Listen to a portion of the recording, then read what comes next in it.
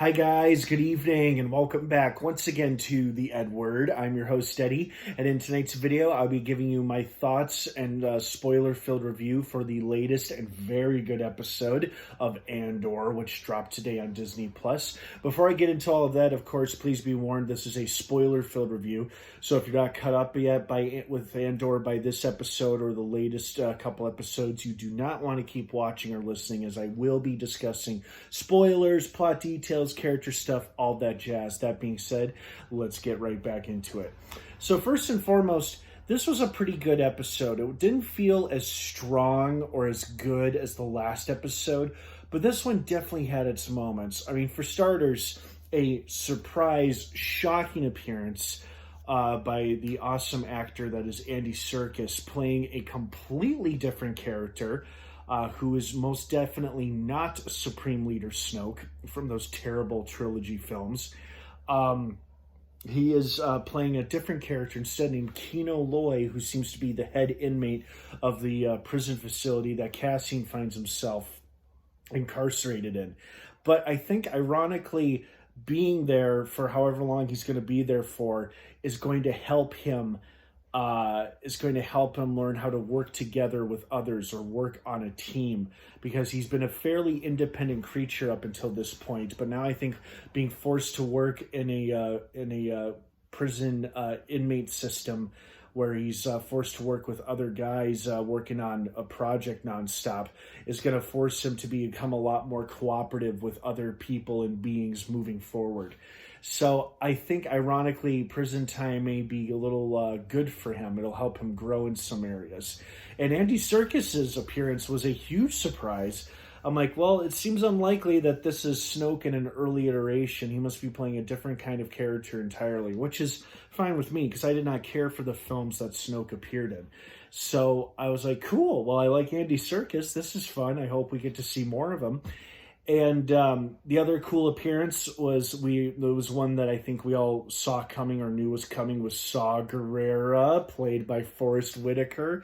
And of course, Luthen would be friends with him, or at least professional acquaintances with him. It sounds like he was trying to get him to do a mission with a former separatist who is also no fan of the Empire. But because of Saw's firmly held loyalty to the old Republic, you know, separatists were the enemy. They were the bad guys. They were the ones who manufactured all the battle droids. So it seems like Saw is unwilling to compromise or work with a former separatist, even if it means taking down or hurting the Empire, for now at least. I think this is early in the days of Saw's little rebellion as well. I'm not sure if he's with the Rebel Alliance yet, or even if there's a Rebel Alliance at the moment. But I know he's formed his own squadron of fighters and whatnot. But I think they break away from the rebellion because they're such extremists. At least that's what they say in Rogue One.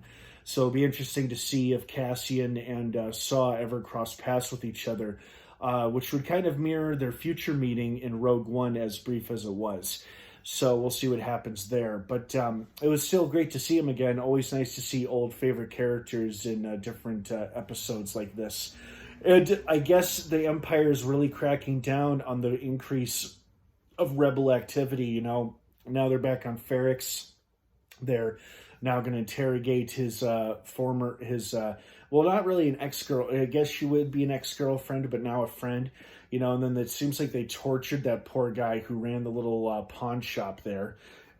And his mother seems to have taken ill, like she fell and injured herself while exploring or looking through a tunnel that she thought the rebellion could possibly use or utilize. I mean, bless her heart for being 100% committed to the rebel cause. But unfortunately, it sounds like he may have injured her quite a bit.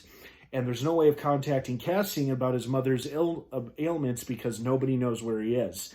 In fact, Cassian probably doesn't even know where he is. But apparently you do not want to be barefoot on the floors where you are, because it looks like it hurts like hell when they activate the pain switch or the kill switch, whatever it is. In fact, it seems like one inmate took his own life by setting foot out there on the floor in the middle of the night when they were all supposed to be sleeping, and he killed himself by stepping outside of his cell and just touching his feet to the ground. So, ouch. So, good episode overall. Definitely met some interesting new characters. Some character paths are finally colliding with each other. You know, we have the people on Ferrix who are now facing the scrutiny of the Empire, led by Lieutenant Midra, or Deirdre, whatever her name is, the ISB lady who has seemingly taken an interest in Cyril or noticed his activities when from behind his desk. And it seems like they teased a possible alliance between the two, but I don't think that alliance has formed yet.